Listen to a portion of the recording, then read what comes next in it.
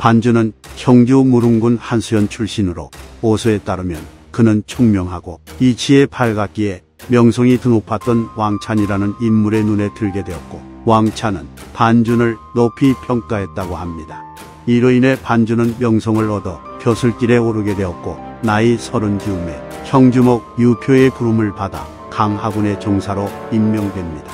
그래서 반준은 강하군의 종사로 있으면서 강하군 사의연의 장이 뇌물을 받자 법에 따라 그를 처형하였고 영릉군 상량연의 장이 되었을 때는 현을 잘 다스려 명성을 얻습니다. 이후 유표가 사망하고 유비가 형주를 차지하게 되었을 때 반준은 유비의 휘하로 들어갔고 이에 유비는 반준을 지중종사로 임명합니다. 그리고 유비는 입촉을 하면서 반준을 형주에 남겨 그곳의 행정과 사무를 처리하도록 했다고 합니다. 관우가 북진을 나섰다가 송건의 뒤통수를 맞고 전사하였고 이로 인해 형주의 총나라 영토는 오나라가 점거하게 됩니다. 강표전에 따르면 송건이 형주를 점령하자 대다수의 장수와 관리들은 송건에게 항복을 했는데 오직 반준만은 질병에 걸렸다는 핑계를 대며 송건을 만나주지 않았다고 합니다. 이에 송건은 사람을 보내 반준을 데려오도록 했는데 반준은 송건 앞에서 눈물을 쏟아내고 흐느끼며 슬픔을 이겨내지 못하는 모습을 보여줍니다. 그래서 송건은 반준을 위로하며 옛날 관정보는 양나라 출신의 포로였으나 초나라 무왕은 그를 군사로 삼았고 팽중상은 신나라 출신의 포로였으나 초나라 문왕은 그를 영윤으로 삼으니 이 두 사람은 경과 같이 처음엔 포로의 신세였으나 모두 초나라에 기용되어 명신이 되었소. 그런데 경은 유독 그리하지 않고 항복하기를 거부하니 내가 옛날 왕들의 도량과 다르다 여기는 것이요 라고 말합니다. 그리고는 측근을 시켜 손수건으로 눈물을 흘리고 있는 반준의 얼굴을 닦아주게 하니 마침내 반준은 송건에게 엎드려 절하고 사과한 뒤 그의 휘하에 들어갑니다. 송건도 유비와 마찬가지로 반준을 지중으로 삼았고 형주의 여러 군사 업무를 처리할 때마다 반준에게 자문을 구합니다. 그러던 중 무릉의 번주라는 인물이 여러 만이들을 선동하여 반란을 일으킨 뒤 유비에게 호응하려 하자 대다수의 신하들은 송건에게 최소한 1만 명의 병사를 이끌고 가야 반란을 진압할 수 있다고 말합니다. 하지만 송건은 결정을 내리기 전에 무릉 출신인 반준을 불러 어떻게 하면 좋을지를 물었고 이에 반준은 5,000명의 병사만 있으면 충분히 번주를 사로잡을 수 있습니다 라고 대답합니다. 그리하여 송건이 경은 어찌 번주를 그리 가볍게 여기는가 라고 재차 묻자 반준이 대답하길 번주는 남양에 옛날부터 살았던 유명한 송씨 출신으로 입만 마음대로 놀릴 뿐이지 실제로 재주와 지략은 없는 사람입니다. 그리고 신이 번주를 알게 된 이유는 그가 일찍이 주의 사람들에게 음식을 베푼다고 한 사건 때문인데 그는 사람들에게 음식을 준다고 초대했으나 해가 중천에 이르렀을 즈음에도 음식이 나오지 않았고 이로 인해 음식을 기다리던 사람들 중 10여 명이 떠나버렸다고 합니다.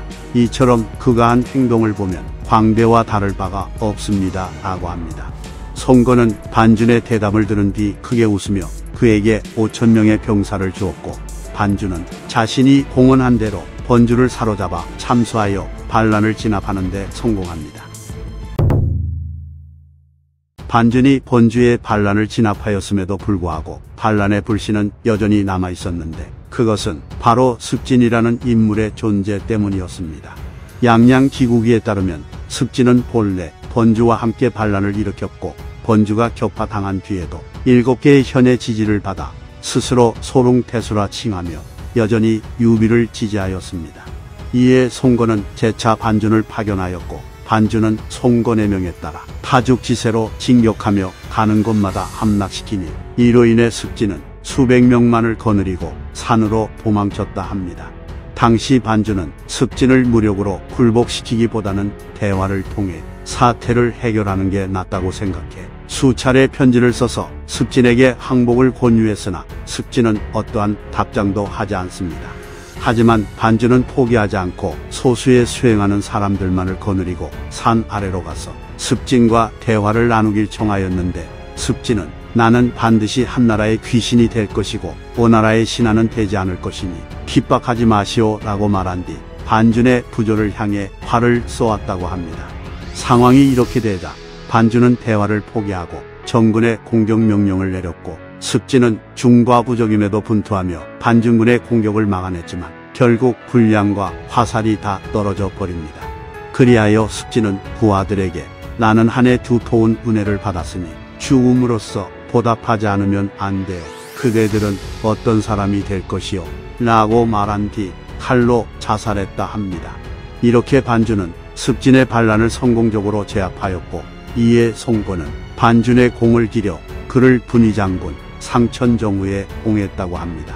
이후에도 반준은 황룡 3년 무릉의 이민족들이 또다시 반란을 일으켰을 때 병사 5만 명을 이끌고 이들을 토벌하러 나섰고 약 4년간의 전투 끝에 승리하여 수만 명이나 되는 이민족들을 죽이거나 사로잡았기 때문에 이때부터 무릉만이들의 힘이 쇠약해져 오나라 영토는 안정을 되찾았다고 합니다. 강표전에 따르면 송건이 자주 꽁 사냥에 나서자 반준은 송건에게 사냥을 멈출 것을 간언하였고 이에 송건은 잠시 하는 것이지 예전처럼 많이 하지는 않는다고 핑계를 댑니다. 그러자 반준은 송건에게 천하가 아직 평정되지 않아서 해야 될 일이 많습니다. 공 사냥은 급한 것이 아니니 특별히 신을 위해서라도 사냥을 멈추셨으면 합니다. 라고 말했고 송건은 반준의 조언을 받아들여 다시는 공 사냥을 하지 않았다고 합니다. 오서에 따르면 서정이라는 인물은 유명한 선비에 공륜과 친분이 있어 아무나 건드릴 수 없는 사람이었으나 그가 자신이 맡은 책무를 다하지 않고 게을리하며 자신을 따르는 무리들을 위해 큰 집을 짓는 등 사치를 부리자 반준은 법에 따라 그를 죽여버렸다고 합니다.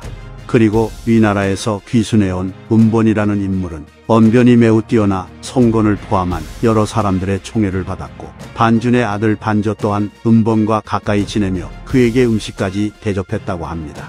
하지만 반준은 이 이야기를 듣고는 반조에게 내가 국가의 두 토운 은혜를 받아 목숨으로 보답하려 하는데 너는 보읍에서 고분고분 명을 따르며 어진 일을 가까이 하고 선한 일을 높이는 것을 생각해야 하거늘 무슨 까닭으로 항복한 포로와 사귀고 그에게 음식을 대접하느냐. 나는 멀리서 이를 듣고는 마음이 떨리고 머리에서 열이 나 수십 일을 낙담하였다. 너는 급히 가서 장령 100대를 맞아 은본을 대접한 것을 책임지도록 해라 라고 꾸짖고 혼냈다 합니다. 당시 사람들은 모두 반준의 행동을 의아해했지만 훗날 은본은 위나라에서 보낸 첩자였다는 것이 밝혀졌고 반역을 모의한 죄로 처형당했기에 사람들은 그제서야 반준의 큰 뜻을 알게 되어 감탄했다고 합니다. 여일은 송건의 신임을 받아 여러 관부 및 주군의 문서를 맡아 교정하는 역할을 맡게 되면서 자신의 눈밖에 난 신하들의 꼬투리를 잡아 파면시키거나 처벌을 받게 만드는 등의 전횡을 휘둘러댔고 이에 태자였던 손등이 송건에게 여일의 만행에 대해 말하였으나 송건은 듣지 않습니다.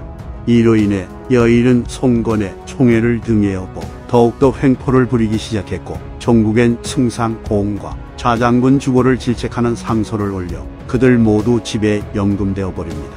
그래서 황문시랑 사갱이 고흥을 구하기 위해 여일을 찾아가 고흥의 일은 어떻게 될 것 같습니까? 라고 물었고 여일은 상황이 좋을 수 없습니다. 라고 대답합니다. 이에 사갱은 만일 고흥이 파면되어 물러나게 된다면 누가 그 자리를 대신할 것 같습니까? 바로 반준이 그 직책을 맡을 것입니다. 라고 말했고 이어서 반준은 항상 당신에게 이를 갈고 있습니다. 다만 먼 곳에 있어 기회가 없었을 뿐입니다. 만약 그가 오늘 고흥을 대신한다면 아마 다음 날부터 곧장 당신을 공격할 것입니다. 라고 말하니 여일은 반준을 두려워하여 고흥을 풀어주었다고 합니다. 당시 반준은 육성과 함께 전방에 주둔하고 있었는데 여일이 요직을 차지하여 행패를 부리고 있다는 소리를 듣다가 참지 못하고 조정에 요청하여 건업으로 향합니다. 그리고 건업에 도착하자마자 송건을 찾아가서 여일에 관한 이야기를 하려 했으나 태자 손등의 간언도 받아들여지지 않았다는 이야기를 듣고는 차라리 연회를 열어 여일을 유인하여 죽인 뒤 자신이 그 죄를 뒤집었음으로써 국가의 환란을 제거하겠다는 마음을 먹고는 다른 신하들과 함께 계획을 진행시킵니다. 하지만 이 사실을 알아차린 여인이 병을 핑계로 대고 연회에 참석하지 않았기에 반준의 계획은 실패로 돌아갑니다. 그러나 반준은 포기하지 않고 그때부터 매번 송건을 찾아가서 여일의 간사함과 음험함에 관해 진술했기 때문에 여일에 대한 송건의 총애는 점차 줄어들어 결국 여일은 권세를 마음대로 휘두른 채로 처형당합니다. 이처럼 반준이 자신의 목숨을 걸고 국가의 간신을 제거하려 하지 않았더라면 오나라는 계속해서 간신의 농간에 놀아났을 것입니다. 반준은 저고 2년에 세상을 떠났다고 하며 아들 반저가 자기를 계승했다고 합니다. 강표전에 따르면 반준의 이종 사촌형이 충나라의 장관이었기 때문에 무릉태수 위종은 반준을 의심하여 반준이 장관과 서로 연락을 취해 충나라로 항복하려 한다는 보고를 합니다. 하지만 송건은 오히려 화를 내며 반준은 그와 같은 일을 할 사람이 결코 아니다 라고 말했고, 위종이 올린 상주문을 반준에게 보여준 뒤 위종을 소환하여 사실관계를 확인한 다음 위종을 파면시켰다고 합니다. 이처럼 송건은 반준이 항장임에도 불구하고 자신과 오나라를 위해 힘쓴다는 것을 알고 있었기에 신뢰하고 믿어줬던 것입니다. 계한보신찬에 따르면 반준은 총나라 소속으로 형주에 있었을 때 관우와 사이가 좋지 않았다고 합니다. 이상 삼국지 인물율전 반준편 마치겠습니다. 재미있게 보셨다면 좋아요와 구독, 알림 설정 부탁드립니다. 감사합니다.